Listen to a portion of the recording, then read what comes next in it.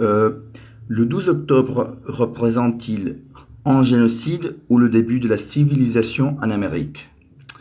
À sa manière, chacune de ces positions est imprécise. Soutenir la version du génocide entraîne trois choses au moins. Tout d'abord, que les indigènes ont été des sujets passifs de la conquête. Ceci est faux puisque bon nombre des groupes préhispaniques ont résisté, même par la voie des armes, l'invasion espagnole ainsi que celle des Anglais, Français, Portugais, Hollandais, etc. et les ont mis en difficulté. C'est aussi supposé que les autochtones sont morts uniquement à cause des armes espagnoles, ce qui n'est pas tout à fait exact, étant donné que le déclin démographique des Amérindiens ne s'explique pas que du fait des Espagnols, mais aussi du fait des maladies importées de l'Europe ou des processus de métissage. De même, le point de vue du génocide suppose que toutes les communautés autochtones étaient homogènes et que toutes se sont opposées aux Européens. En fait, il y a eu des peuples qui se sont alliés avec les envahisseurs pour se battre contre d'autres factions indigènes dominantes. Tel est le cas des Tlaxcaltèques qui ont rendu plus facile la prise espagnole de Tenochtitlan. Cette position oublie aussi qu'il y a eu aussi des liens matrimoniaux entre les filles des dirigeants indigènes et les Européens.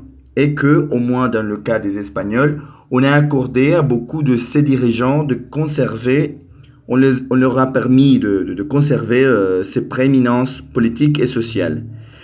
Il y a eu même dans la Santa Fe coloniale, c'est-à-dire dans la Nouvelle-Grenade, ce qu'on appelle aujourd'hui la Colombie, des chefs indigènes qui possédaient des maisons dans le quartier de Las Aguas, c'est-à-dire les eaux, qui était l'un des quartiers les plus aisés à l'époque, hein. D'un autre côté, accepter tout simplement que cette date représente le début de la civilisation en Amérique, c'est-à-dire l'autre partie du débat, entraîne des suppositions inacceptables. Tout d'abord, c'est ignorer que les autochtones, dans la plupart des cas, ont été soumis à des contraintes physiques. À guise d'exemple, on peut nommer l'emploi des chiens pour réprimer les révoltes indigènes. Ceux-ci, c'est-à-dire les chiens, étaient dressés pour attaquer les indigènes et puis les esclaves noirs apportés de l'Afrique, et même pour les déchiqueter, hein. Les chiens les chiens attaquaient les autochtones, attaquaient et bien sûr, c'était des chiens dressés pour cela. Accepter cette position, c'est aussi tout simplement oublier que les Européens avaient pour but de substituer les cultures des Amérindiens afin d'imposer la leur. Et cela parce qu'ils les jugeaient comme inférieurs et même les considéraient comme un produit de Satan. Et là, on ne rigole pas, hein, on peut lire ça sur les documents de l'époque. Ces cultures, c'est-à-dire la culture des indigènes, les cultures des indigènes devaient être remplacées pour la véritable religion et pour la véritable culture, c'est-à-dire la culture européenne et la religion, c'est-à-dire le christianisme catholique, bien entendu, dans le cas des Espagnols. Mais on peut trouver cela aussi dans le cas de la France, des colonies françaises, en Amérique du Nord, par exemple, aujourd'hui le Canada.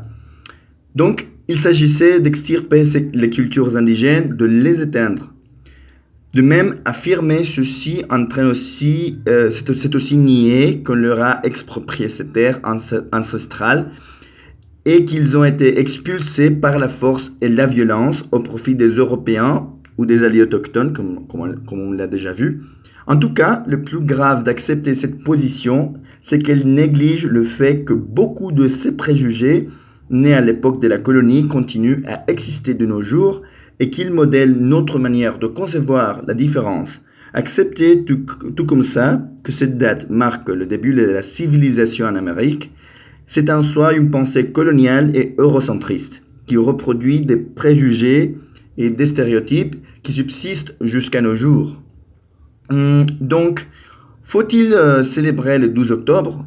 Faut-il célébrer que le 12 octobre désigne le début de la civilisation en Amérique? Pas du tout, car il est immoral de célébrer ce qui représente la souffrance pour un autrui. Il faut plutôt remémorer le commencement d'un assujettissement violent des Amérindiens, assujettissement qui était le but explicite des Européens et dans lequel d'autres groupes autochtones ont pris sa part. Et eux, ils n'en ont pas fait partie parce qu'ils étaient, disons, des traîtres, comme l'histoire nationaliste l'affirme, mais surtout du fait qu'ils, comme tout groupe humain, ont fait des interprétations pragmatiques de son entourage et ont jugé plus bénéfique de s'allier avec les envahisseurs européens pour se battre contre des ennemis. Cela, ils l'ont fait parce que, en tout cas, ils étaient des êtres humains possédant des intérêts. Finalement, il est nécessaire de souligner que ce qu'il faut censurer, ce ne sont pas les préjugés des Européens d'alors. Ils étaient les fils de son temps. Ce qu'il faut rejeter, c'est que ces mêmes préjugés persistent de nos jours et qu'ils affectent nos relations sociales. Le problème, ce n'est pas le passé, puisque celui-ci est déjà passé. Le problème, c'est le présent et comment on le légitime en employant le passé.